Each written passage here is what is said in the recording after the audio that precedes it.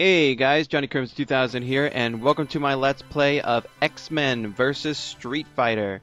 Now, this is I would say, one of the best games that I remember playing growing up in the arcade. This game was released back in 1996 for the arcade, and then it was ported over to the Sega Saturn and the PlayStation 1. First starting off with the Sega Saturn in 1997, and then the PlayStation 1 in 1998. Now, one of the things about this game is that, or one of the things that probably makes this game one to remember, and one that is still remembered, is that you can pretty much blame that, or I shouldn't say blame, but you can pretty much attribute this game with the start of the Marvel vs. series. Now, this game is the third game in the Capcom, the Capcom Marvel game series, first starting off with X-Men Children of the Atom, and then Marvel Superheroes, which I have also done a Let's Play for, so if you haven't seen them yet, check them out. Shameless plug. And this game is the third in that series, if you want to count them as part of the series. And here we go, we're going to be playing as Rogue and as Cammy for some reasons that I'm going to get to in a minute.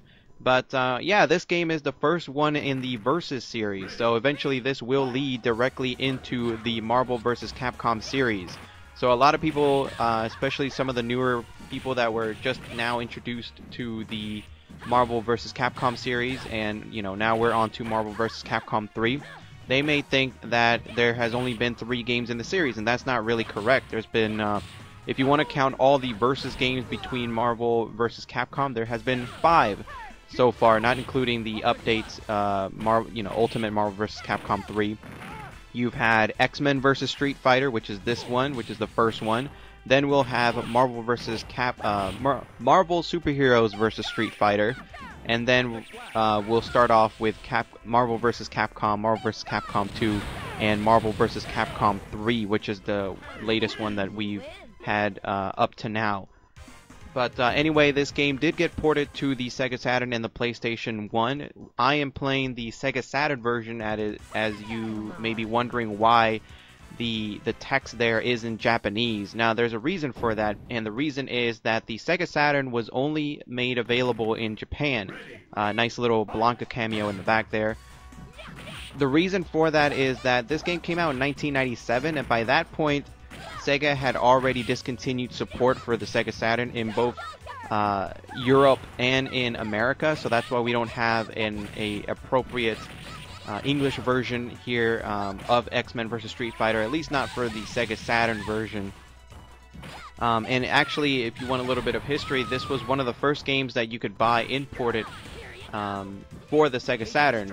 This was during the time when the support for the Saturn had stopped pretty much, and we weren't seeing that many games come out for it. So the best thing that you could do, at least in Europe and in America, was to import games, because some of the best games never really got ported to the Sega Saturn, and this was one of them. So I do have the Japanese version of this game for the Sega Saturn, and the other reason why I have this version instead of the other version for the PlayStation 1 is that this is pretty much the definitive version that you want. If you want to play X-Men vs. Street Fighter in your home, and you don't want to play, the arcade version through emulators or ROMs, you want to play it on a nice big television screen, you want to get this version. You want to get the Sega Saturn version. This version is pretty much arcade perfect. It retains pretty much everything that you've seen in the arcade version, and it has been translated pretty faithfully to the Sega Saturn. And one of the reasons is that the Sega Saturn is, the Sega Saturn, if anything, was a huge 2D powerhouse. Especially with fighting games. So this, you're watching this is the Sega Saturn version, but it pretty much plays the same as the arcade version. The unfortunate part, however, is that we never got this version of the game, not for the Sega Saturn, over in America, which is where I live. Instead, we got a very, very crappy PlayStation 1 version. And everybody pretty much sees the PlayStation 1 version as completely butchered. If you played this game through the PlayStation 1 version, you have not played the right version of X-Men vs. Street Fighter. Now, one of the problems with the PlayStation 1 is that it doesn't handle sprites. You know, it has very poor sprite capabilities. It can handle 3D graphics and everything like that, but as far as sprites is concerned, it doesn't handle them very well. And it does have a low system RAM, which is what you need in order to run, you know, 2D fighting games like this, especially with so much going on. The PlayStation 1 version was plagued with missing frames. It had so slow gameplay. There was no tag gameplay whatsoever, which is one of the things that made this game stand out, is the tag team gameplay style, where you guys have already been seeing here, you know, tagging in and out with your partner. It didn't have that in the PlayStation 1 version. Instead, oh, and also it was just loaded with a bunch of loading problems. As you guys are watching here, I have not edited anything from the footage that you're seeing right now. Usually I do if there's like long load times, but the loading times in this version, you know, again, this is the Sega Saturn version, are almost non-existent. I have not edited anything. I have not cut out any loading times or you know, whatsoever. So what you're seeing here is how the game plays on the Sega Saturn. By comparison, the PlayStation 1 version just had loading after loading after loading. It was very slow gameplay, no tag team. Instead, you had rounds, which is, you know, the way that a typical you know, fighting game would be back in the day. You know, you knock out one person and then, you know, you go to round 2. It basically was a best 2 out of 3 instead of how it's supposed to be, which is basically where you know, you just have to knock out the 2 people on the team, and that's how you win. The other problem was that you could only really choose one person in the PlayStation 1 version. And, you know, in this version, the arcade and the Sega Saturn version, you pretty much take control of both characters. You know, here I'm playing as Cammy and Rogue. I'm taking control of both of them. In the PlayStation 1 version, you can only take control of one. You could choose a partner, but they could only come out during specials, unfortunately. So that was very, very lame. But as you guys can see, the gameplay style is similar to Marvel Super Heroes, which was the last game to come out in the series. You have your super jumps, you have your crazy combos, you have your super ultra, you know, over-the-top supers and stuff like that. What has been added, of course, is the tag team matches. But, you know, it's 2-on-2. You win by eliminating both partners on the opposite team. And of course, you have your large over-the-top supers, which is one thing that the series has become known for. And in the end, we have Apocalypse as the final boss. And now we're getting on to the characters, which I want to talk about. You have characters from both X-Men and the Street Fighter. So Capcom, of course, they started their whole partnership with Marvel, starting off with X-Men Children of the Atom, and then the second game in the series was Marvel Super Heroes. So you have characters, the X-Men characters that appeared in both of those games. So coming back from Marvel Super Heroes is Wolverine, Juggernaut, and Magneto. Those 3 characters we saw in Marvel Super Heroes. And coming back from X-Men Children of the Atom are Cyclops and Storm. We haven't seen them since Children of the Atom. And we have 4 new characters on the X-Men side, which is Rogue, Gambit, Sabretooth, and Apocalypse, who is the final boss. One interesting thing about Rogue, and one of the reasons why I've been playing as her throughout this Let's Play, as something that you've probably already noticed, she has a very, very unique gameplay style. She has a move where she rushes at you and she kisses the opponent. Now, if you know anything about Rogue from the comics, you know that her mutant ability is that if she makes physical contact with a person, she steals their power, which is really, really cool. And it, you know, she can do a whole bunch of things. Now, as you guys saw just now, I kissed, well, I didn't kiss, but Rogue kissed Ryu. So now I have Ryu's Hadouken move, which is really, really cool.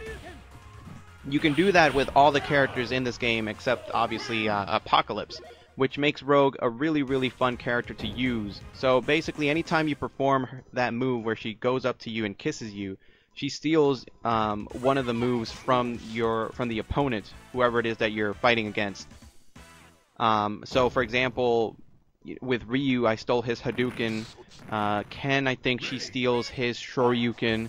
With Akuma here, she steals his air fireball, and so on and so forth. Now, Rogue did reappear again in Marvel vs. Capcom 2, but she was really gimped in that game.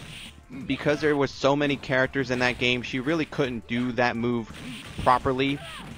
I'm assuming that it would have taken just a lot of memory, it would have taken a lot of work to kind of integrate that move with a character roster that was, you know, I think what, like 56 characters or however many characters were in Marvel vs. Capcom 2.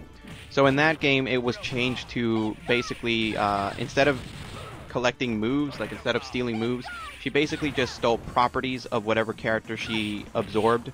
So instead of, you know, for example, if she kissed Cammy, for example, in that game, well, in this game she steals Cammy's cannon spike, or cannon drill, sorry. And in Marvel vs. Capcom 2, she doesn't steal her cannon drill, she basically just becomes faster. If she does the same thing with Juggernaut, she becomes more powerful, or her defense goes up. So things like that. She becomes faster, her defense goes up, her power goes up. So it's really limited, and it's not as great as it is in this game. It's not as, you know, it's not as unique. So Rogue is not as fun to play as in Marvel vs. Capcom 2 as she is in this game. So as you guys see right there, I stole Akuma's air fireball, so now I'm able to use it. So she's really fun, and that's one of the reasons why I decided to play as her in this game. Now, on the Street Fighter side, we have, the characters have been chosen with their looks from Street Fighter Alpha, specifically Street Fighter Alpha 2, which was the game that was around at this time. So you have all the characters that were in Street Fighter Alpha 2, and we do have a new character, which was actually Cammy here, and the reason why I chose to play as her. Unfortunately, I'm going to lose in a minute, so we have a little bit more time for me to explain what's going on here. And, yep, I just got knocked out by Wolverine. This game can get a little bit difficult sometimes, but it's not too bad. It's not as bad as X-Men Children of the Atom. Boy, that game was pretty rough. But yeah, Cammy did make her Street Fighter Alpha sprite debut in this game. Before this game, she had not appeared in the Street Fighter Alpha series at all, so this was the first time we saw this new, this brand new sprite of hers in her Shadaloo costume. This light blue, sort of sky blue outfit that she has here. So we hadn't seen her since Street Fighter 2, or Super Street Fighter 2 Turbo. So this was sort of Cammy's return here to the series as part of on the Street Fighter team. And she would eventually show up in Street Fighter Alpha 2 Gold, which was an updated version of Street Fighter Alpha 2, which has the same sprite that you see here, but Street Fighter Alpha 2 Gold is considered non-canon, so her appearance in there is considered non-canon. But then she would eventually show up as part of the canon in Street Fighter Alpha 3. So that's pretty neat. So if you wanted to have sort of like a sneak preview of what she would have eventually looked like in the Street Fighter Alpha series, this was the game to play. And this was one of my favorite, one of the more memorable, I guess, stages that I remember playing in the arcade. Is just this one stage here that blows up and stuff like that. And that's one of the things that, in my opinion, you know, a lot of people sort of, they always, you know, you always hear people talking about Marvel vs. Capcom 2 being one of the best games in the series. I personally, you know, I'm probably going to make some enemies here. I'm probably going to make people mad. I think Marvel vs. Capcom 2 is a bit, how should I say, it's a, not overhyped, by the way, I have no idea what Apocalypse here is saying because I can't read Japanese. I think Marvel vs. Capcom 2 is a little overrated in a way. I think it's good. I think it was a good sort of final game, or at least at the time it was a final game for the series. But, you know, yeah, you have a bunch of enemies and things like that, but other things were really lacking in that game. For one, the backgrounds weren't all that great. As I mentioned before, some of the characters like Rogue, were kind of dumbed down. They weren't as great as they were when they first appeared in the series. The other one that I remember being Colossus. He wasn't as awesome as he was in Children of the Atom. I think mostly because he wasn't kicking my ass because the difficulty in that game was broken. But the backgrounds weren't all that great either, and the music wasn't all that great either. Here in this game, one of my favorite theme songs is Rogue's. I don't know what it is about her theme song, but I just really like it. But anyway, here we're fighting off against Apocalypse. With Apocalypse, you really just want to, you know, I don't really have that much experience fighting against him. The only thing that I can suggest you do is just to stay clear of all his, you know, the main ground attacks. And when those little satellite thingies that he sends out come out, try to take them out as soon as you can. those will really cause a lot of problems if you just leave them there. But eventually you will beat him, of course, and you know, it shouldn't be that much of a problem. You may have to try again maybe 1 or 2 times before you actually, you know, before you finally beat him, but it shouldn't be too hard. And one of the interesting things here is that we've been playing as partners, but now, oh, what's this? We're actually fighting off against your opponent, or your partner rather. So this is pretty neat. This actually reminds me of the thing that happened back in Double Dragon, when you've been facing off against, you know, you've been playing with your partner the entire time with player 2, and in the end, you know, they kind of force you to fight against your partner. Kind of a cheap move, but you know, whatever. And Cammy can sometimes give me problems here, but I actually don't know what happens. You know, it's been a while since I played this game. I only went back to it to record for the purposes of this Let's Play, so I don't actually remember what happens if you lose. I just, you know, instantly just win here. I just kind of pwn her with her own move, with her cannon drill. She has a problem where she doesn't really, you know, she leaves herself open, so I just, you know, alright, so you're gonna leave yourself open, just cannon drill, cannon drill, cannon drill. And that's that. That's been X-Men versus Street Fighter. So now we're gonna see the ending here, which is one of the things, again, that wasn't in Marvel vs. Capcom 2. Marvel vs. Capcom 2 was a huge game, but it lacked polish, in my opinion. It was completely unbalanced. We didn't get these neat little endings, which, you know, admittedly, I don't understand what's going on because it's in Japanese, so they're not the greatest endings, but there's still something, you know. So in the end, this was, you know, this is a pretty good game. I love playing as Rogue. Like I said, she was kind of gimped. I kind of wish that they would have brought her back in, you know, either Marvel vs. Capcom 3 or Ultimate Marvel vs. Capcom 3, or even like a DLC or something. I think she's a pretty interesting character. I think she has a big enough fan base where I think both sides of, you know, both Capcom and X-Men Marvel fans would appreciate her return. I think they could do something really cool with her. I don't know if she's been, you know, she was very popular at this time when this game first came out, especially with her inclusion in the X-Men, the animated series, which is what her appearance is based off of. But you know, I'm trying to think. I don't know if she's as popular as she once was nowadays. You know, nowadays is I don't know who the sort of like the big girl of the X-Men is nowadays. I'm pretty sure, yeah, it might still be Rogue, but I think she's popular enough where they can bring her back. But anyway, that's it, guys. That has been X-Men vs. Street Fighter. I hope you've enjoyed it. I hope that you saw something that you liked. You know, this game was only ever released for PlayStation 1, Arcade, and Saturn, so if you want to play it, I would highly suggest that you get the Saturn version. As I said before, the PlayStation 1 version is just broken beyond belief, and this game unfortunately hasn't been released on PSN or Xbox Arcade or anything like that, so Saturn version is still the way to go, but it's still a great game. If you can somehow get it, I would really suggest that you do. It's still a fun game even after all these years, even if you already have Marvel vs. Capcom or Marvel vs. Capcom 2 or Marvel vs. Capcom 3. It still has enough fun, unique fun that is not present in the other games that, you know, you can still have fun. So anyway, guys, that's it for me. This is Johnny Crimson 2000, and I will see you in my next video. Alright, peace out. As always, if you liked this video, be sure to hit that like button and subscribe to my channel if you want to get more stuff from me. In the meantime, if you like my videos, be sure to find me on Twitter, Tumblr, Raptr, and Screwattack.com to see the other gaming-related content that I upload. Info is in the description. Who knows? Maybe you'll like my stuff. Maybe. Maybe.